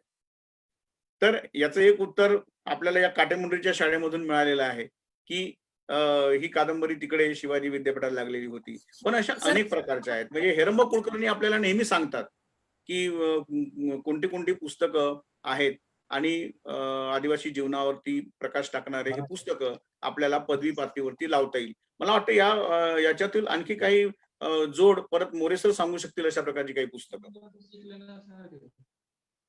तर मला असं म्हणायचंय की महाविद्यालयात शिकणारा जो आदिवासी वर्ग आहे, म्हणजे शाळेत शिकणारा आदिवासी वर्ग नाही, महाविद्यालयात पदवी घेणारा आदिवासी विद्यार्थी आहे, त्याच्यावर असं काही साहित्य झालंय का, त्याच्यावर कथा कादंबऱ्या लिहिल्या गेल्या आहे का, असं मला विचारायचं होतं. लहान मुलांना आलाय, आदिवासी अच्छा, लहान अच्छा. मुलांना साहित्य आलंय. हा, तर त्याचं मी उत्तर देतो की आपल्याकडे कादंबऱ्यांचा जर विचार केला तर सुरेश द्वादशीवार यांची हाकुमी कादंबरी आहे, किंवा मधुकर वाकोळेंच्या कादंबऱ्या या तर तिकडे कोरकूंच्या जीवनावरती आहेत. पण आपल्या चंद्रपूरचे एकनाथराव साळवे जे आहेत त्यांची एन्काउंटर कादंबरी आहे. या कादंबऱ्यामध्ये मात्र महाविद्यालयीन पातळीवरती जगणारे जे आदिवासी आहेत ते येतात. म्हणजे हाकुमी कादंबरीमध्ये तो जो कन्ना मेळावी आहे, योगायोगाने आपण ज्या परिसराबद्दल बोलताय कन्ना मेळावी नावाची व्यक्ती आहेच, डॉक्टर तेच पात्र द्वादशीवार यांनी घेतलेलं आहे. आणि हा पुण्यामधून डॉक्टरकी करून येतो परत कांदोळीला, आणि त्याला कोणत्या परिस्थितीला सामोरं जावं लागतं, त्याच्या अवतीभोवती असलेले कुटुंब, त्यांची विचार करण्याची पद्धत आणि ह्याची पद्धत, या दुरावा निर्माण होतो, ह्याची त्याला खंत निर्माण होते आणि तो या सगळ्या प्रश्नांचा विचार करतो. तर ही एक कादंबरी आहे की या कादंबरीमध्ये द्वादशीवारांनी फार चांगल्या पद्धतीने मांडलेलं आहे की या भामरागड तालुक्यातील एक विद्यार्थी पुण्याहून MBBS करून आल्यानंतर त्याला कोणत्या परिस्थितीला तोंड द्यावा लागतो. अनेक प्रसंग त्यामधील कादंबरीतील आहेत. म्हणजे त्याच्या बहिणीने झंपर घालावं की नाही, इथपासून अनेक गोष्टी आहेत. आणि एन्काउंटर या कादंबरीमध्ये जो विचार आहे तो शिक्षणाबद्दलचा आहे. त्याच्यातील एक नायक जो आहे तो नायक महाविद्यालयीन शिक्षण घेत असतो आणि तिथे मग शिक्षण घेत असताना तो फुले आंबेडकरी पद्धतीने कसं विचार करतो. दुसऱ्या बाजूला मग नक्षलवाद्यांचा सुद्धा त्यामध्ये येतो. तर मला अशा काही कादंबऱ्या दिसतात, काही कथा दिसतात की ज्याच्यामध्ये आपल्याला महाविद्यालयीन पातळीपर्यंत पोहोचलेल्या आदिवासी जीवनाचं विश्व त्या कादंबऱ्यामध्ये आलेलं आहे.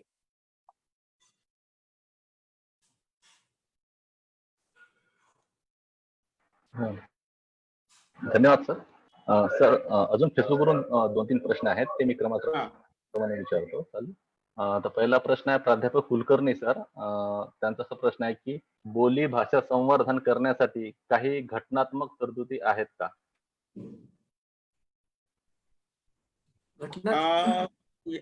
फार मोठ्या घटनात्मक तरतुदी आहेत. म्हणजे मला असं वाटतं की 1990च्या जवळपास जगातल्या सगळ्या राष्ट्रांना अशी भीती वाटायला लागली की या बोलीभाषा या सुद्धा जसं आपलं पृथ्वीचं संरक्षण कवच असतं निसर्गाचं, त्याप्रमाणे बोलीभाषाचं अस्तित्व सुद्धा महत्वाचं आहे आणि त्या हळूहळू नष्ट होत आहेत. म्हणजे शास्त्रज्ञ तर असं सांगतात की दररोज एक भाषा मरत आहे, दररोज एक भाषा मरत आहे. या पद्धतीने भाषांचं मरण आपण पाहत आहोत.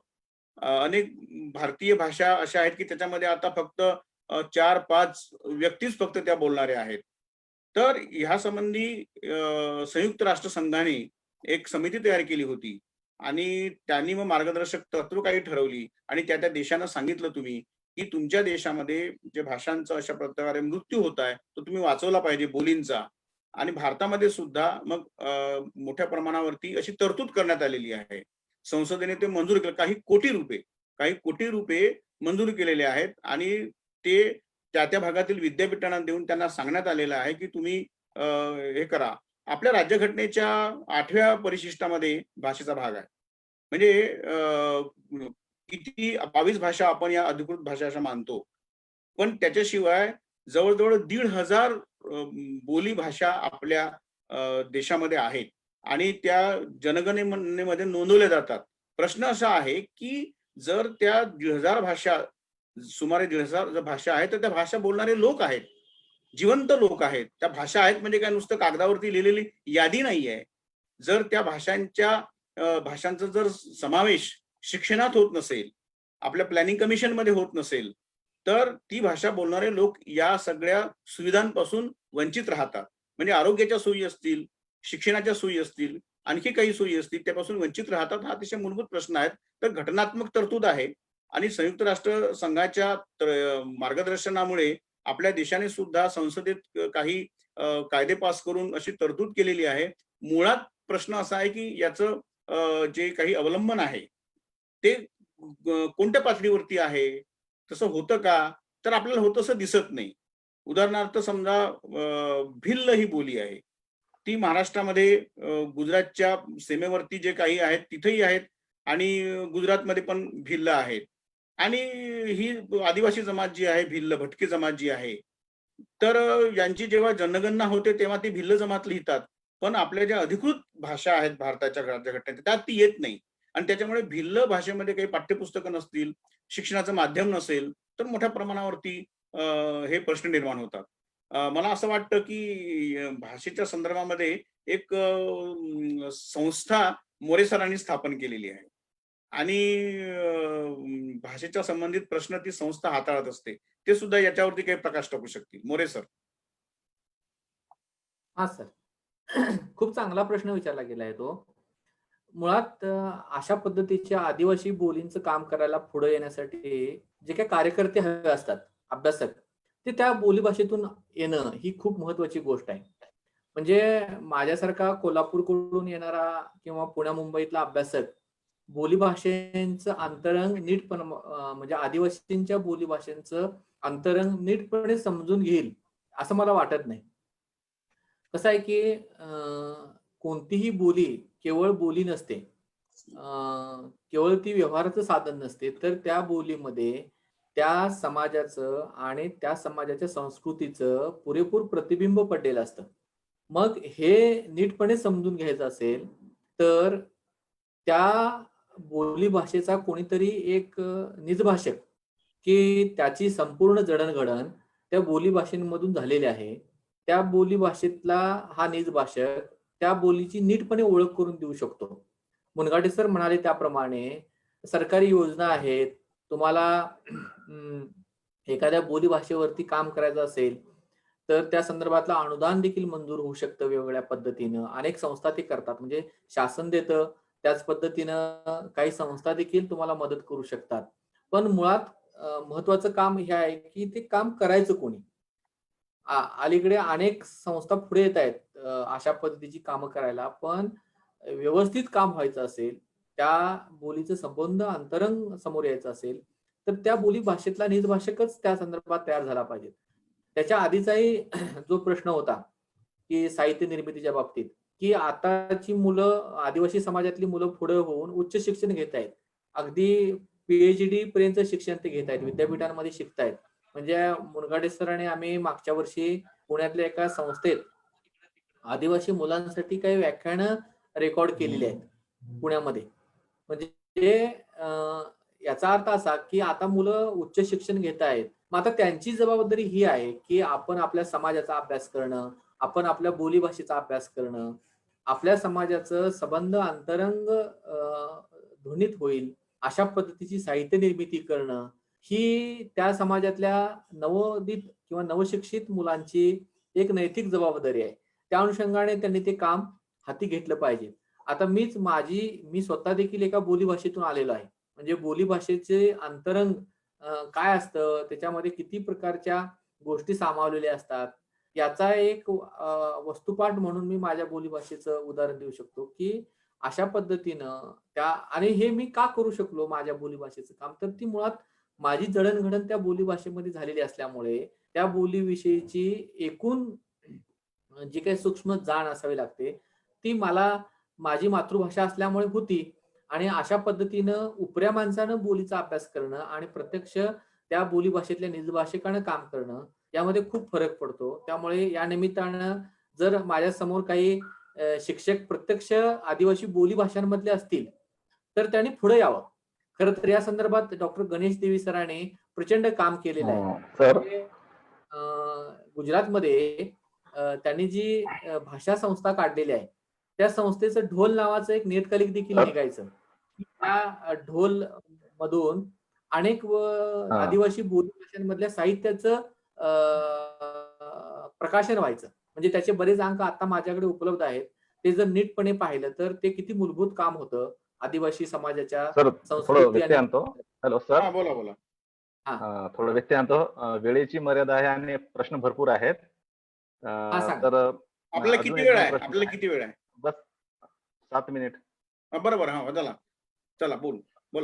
तर एक एक प्रश्न घेतो सर, मी थोडक्यात उत्तर अपेक्षा आहे. एक शिक्षक आहे जमीर शेख सर, त्यांचा असा प्रश्न आहे की लॉकडाऊनमुळे आदिवासी आणि वंचित मुलांमध्ये मानसिक आणि शारीरिक बदल झाले असतील तर शाळेने ह्या बदलाला सामोरे कसे जावे? सर हा हा, बोला. हा हा वैश्विक प्रश्न आहे. म्हणजे हा केवळ आदिवासींच्या मुलांसाठीच आहे असं नाहीये. आज लहान मुलांच्या शाळेचा जो प्रश्न आहे की कोरोनामुळे त्यांना प्रत्यक्षात शाळेत येता येत नाही आणि शाळेतलं जे सहजीवन असतं ते अनुभवता येत नाही. तर घरात कोंडी होते. ही जशी आदिवासी मुलांची आहे तशी इतर मुलांची सुद्धा आहे.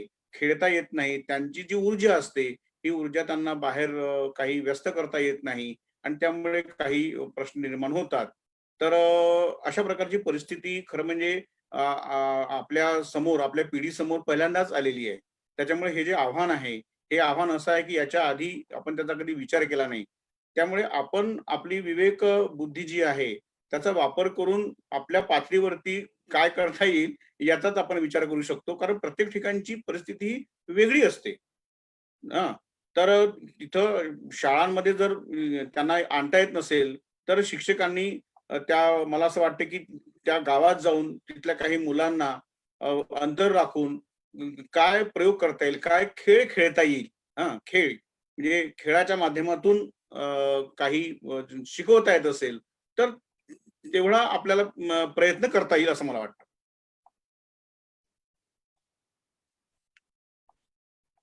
विचारा दुसरा प्रश्न.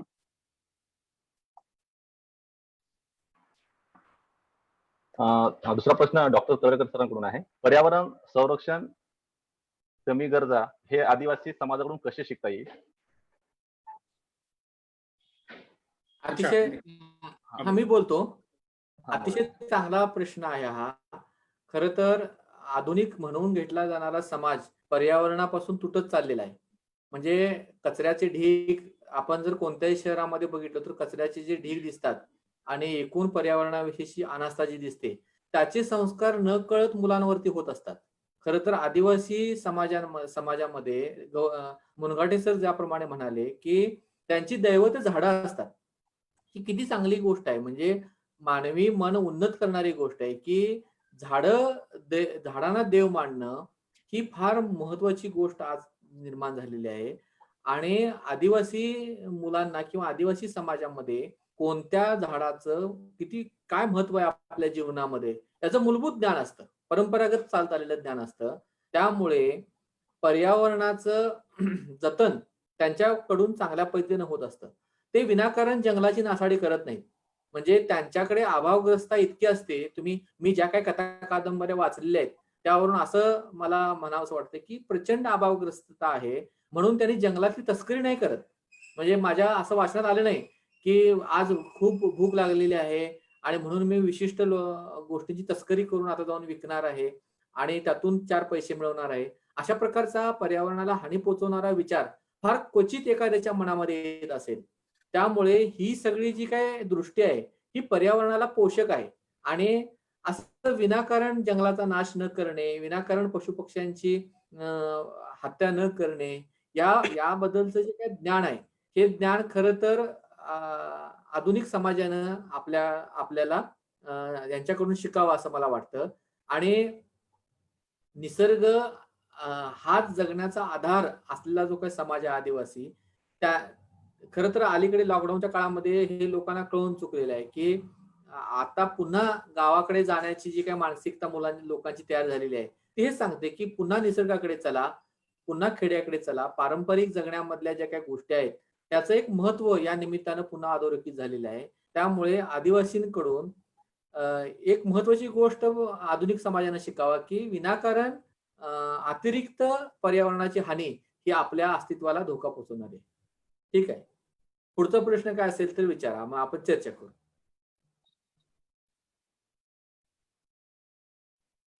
हा सर, आता प्रश्न तर नाही, सगळे संवादातून खूप छान उत्तर मिळालेलं आहे. तरी परत 5 मिनिट वेळ आहे, तर आपण 5 मिनिटात परत अजून याचा सार वगैरे सांगितलं बरं होईल. कशाबद्दल सांगूया? हे आजच्या संवादाबद्दलचा सारांश सांगितलं बरं होईल. हा हा हा तर मुळात आपण ज्या वयोगटाबद्दल आता बोलतो आहोत, तो वयोगट एकूण भारताच्या किंवा देशाच्या जडणघडणीत, उभारणीत फार महत्वाचा असा हा वयोगट आहे. माझ्या समोर बसलेल्या सर्व शिक्षकांना ही विनंती राहील, की तुम्ही या वयोगटाला उभं करण्याच्या दृष्टिकोनातून विविध प्रकारचे प्रयोग करा. म्हणजे शिक्षकांनी प्रयोगशील बनलं पाहिजे. सगळ्यात महत्वाची गोष्ट कोणती असेल शिक्षण क्षेत्रामध्ये, की नेमलेलं पाठ्यपुस्तक वाचून दाखवून शिकवणे एवढ्यापुरतं शिक्षकाचं काम नाही आहे. शिक्षकाने विद्यार्थ्याच्या किंवा त्याच्या कुटुंबाशी देखील, आता तुम्ही जर कथा कादंबऱ्या बघितल्यात, आता आपण साहित्याची चर्चा करतोच आहोत, नुसतं काटेमुंडरीचं जरी उदाहरण घेतलं तरी एखादा विद्यार्थी गैरहजर राहिल्यानंतर अस्वस्थ होणारे गुरुजी तिथे भेटतात.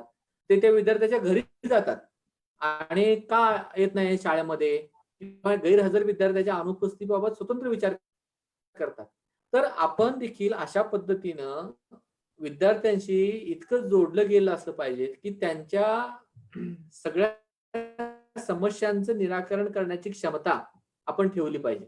दुसरी गोष्ट अशी, की सगळे विद्यार्थी सारखे नसतात. कुणाची आकलन शक्ती किंवा कुणाची समज जास्त असते, कुणाची समज कमी असते, कुणाचा एखादी गोष्ट समजून घेण्याचा वेग खूप फास्ट असतो. आणि मग अशा सगळ्या मुलांना एका रेषेत नाही मोजून चालत. किंवा कुणाला चित्रकलेची आवड असते, कुणाला गाण्याची आवड असते, कुणाला लेखनाची आवड असते. म्हणजे त्याच्या आविष्काराची माध्यमं वेगवेगळी असतात. ती शिक्षकांनी समजून घेण्याची अतिशय महत्वाची गरज आहे. म्हणजे आदिवासी मुलांच्याकडे खरं तर अशा पद्धतीचं ज्ञान आहे, ते तुम्ही पुढे आणण्यासाठी प्रयत्नशील राहिले पाहिजे. म्हणजे उदाहरणार्थ आदिवासी मुलांनी लिहिलं पाहिजे, तरच त्यांचं ज्ञान जगासमोर येऊ शकतं. आदिवासी मुलांनी चित्र काढली पाहिजेत. लक्षात घ्या, मी एखादं चित्र काढेन, तेच आदिवासी मुलगा काढणार नाही. कारण त्याच्या समोरचा निसर्ग, त्याच्या समोरचं जीवन वेगळं आहे.